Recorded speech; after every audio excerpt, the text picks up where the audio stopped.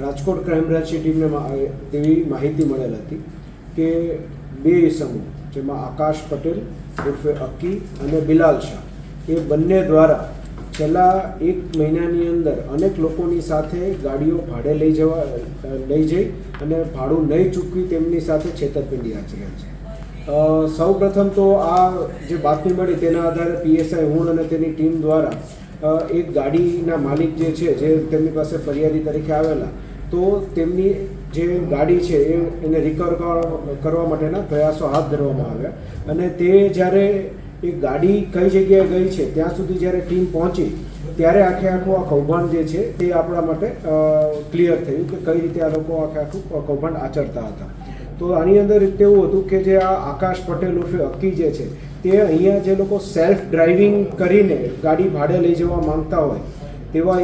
જે કંઈ બી કંપનીઝ અને નાની નાની ફર્મ્સ આવેલી છે તે કંપનીઝનો કોન્ટેક્ટ કરી અને જે ઘરઘરાલું અંદર ઓળખીતા હોય તેવા લોકોની ગાડી જે છે એ સેલ્ફ ડ્રાઇવિંગ માટે 15 દિવસ 20 દિવસ માટે ભાડે લઈ જતા હતા અને પછી તે ગાડી જે છે એ બિલાલને આપતો હતો અને બિલાલ આ ગાડીઓનો ઉપયોગ ક્યાંક ને ક્યાંક પોતાના બીજા અવૈધ ધંધા છે કે જેમાં એ ડીઝલ ચોરીના કૌભાંડ સાથે પણ સંકળાયેલો છે તો તેના માટે આ ગાડીઓનો ઉપયોગ કરતો અને તેના આ કેમ કે એ અવૈધ ધંધા માટે આ ગાડીઓનો ઉપયોગ કરતો એટલે જે રૂટીન ભાડું આવતું હોય એના કરતાં દોઢું કોઈ વાર ડબલ ભાડું પણ એ ચૂકવી દેતો હતો અને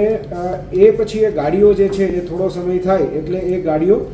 કોઈને ગીરો આપી દેતો હતો. અમુક કિસ્સામાં એણે સસ્તામાં વેચી પણ દીધી હતી કે ભાઈ કાગળો તમને પછી હું મોકલી આપીશ, હાલ મારે આરસી બુક જે છે એ મારી પાસે નથી, ક્યાંક પડી છે. તો આખું આ છેલ્લા 1 માસની અંદર આ લોકોએ આશરે 50 લોકોની સાથે 50 ગાડીઓનું કૌભાંડ આચરેલું હતું.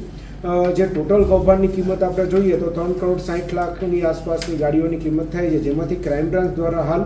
47 ગાડીઓ 3,51,00,000 રૂપિયા આસપાસની રિકવર કરવામાં આવેલી છે અને અલગ અલગ પોલીસ સ્ટેશનમાં ફરિયાદીઓ દ્વારા ગુના દાખલ કરવામાં આવે છે, જેમાં બી ડિવિઝનની અંદર એક ગુનો છે, એક ગુનો ભક્તિનગરમાં છે, 2 રાજકોટ તાલુકામાં ગુના દાખલ થયેલા છે અને આ તમામ ગુનાઓ જે છે તેની તપાસ હાલ ક્રાઇમ બ્રાન્ચ દ્વારા ચલાવવામાં. આ બિલાલ જે છે એમાં એવું છે કે ગાડીઓનો જે ઉપયોગ જે છે એ કેમ કે એ પોતાના બીજા ડીઝલ ચોરીના હવે ધંધા માટે કરતો હતો એટલે અલગ અલગ જગ્યાએ વાડામાં એમાં શરૂઆતના જે જ્યારે એ લઈ જતો હોય ત્યારે રાખી દેતો પછી તો એ વેચી દેતો એટલે જે ખરીદનાર ઇસમ પાસે આ ગાડીઓ રહેતી અને ખરીદનાર ઇસમો જે છે એમને પણ એને ઝાંસામાં લીધેલા હતા કે અમુક લોકોને એણે ગીરો ગાડી આપેલી હતી એટલે કે 2 મહિના 3 મહિના પછી પૈસા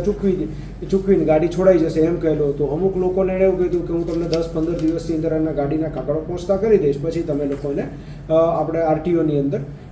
તમારા નામે ચડી જશે. આ રીતે બંને બાજુ એ લોકોએ છેતરપિંડી છે. સૌરાષ્ટ્રની અંદર એ રાજકોટ રૂરલના